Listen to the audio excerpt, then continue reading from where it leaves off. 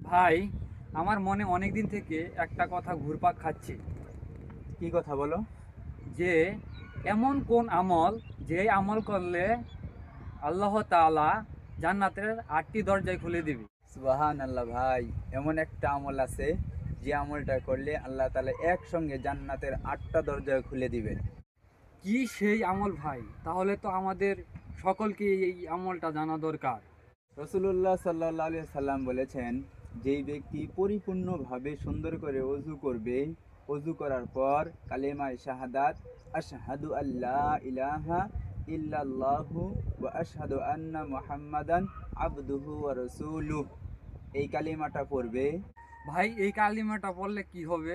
যেই ব্যক্তি এই কালিমাটা পড়বে, আল্লাহ তাআলা তার জন্য জান্নাতের 8টি দরজা খুলে দিবেন এবং সে যেই দরজা দিয়ে চাইবে সেই দরজা দিয়েই জান্নাতে প্রবেশ করতে পারবে। সুবহানাল্লাহ। ভাই, এত সহজ আমল তারপরেও আমরা কত অবহেলা করি। ঠিক বলেছ ভাই, এই জন্যই অজুকে হালকা করে দেখা যাবে না এবং এই অজুকে জান্নাতের চাবিও বলা যেতে পারে। এজন্য যার অজু ঠিক হবে তার নামাজ ঠিক হবে। এজন্য আমরা সবাই অজুর পর কালেমা শাহাদাত পড়ব। ঠিক আছে? ঠিক আছে।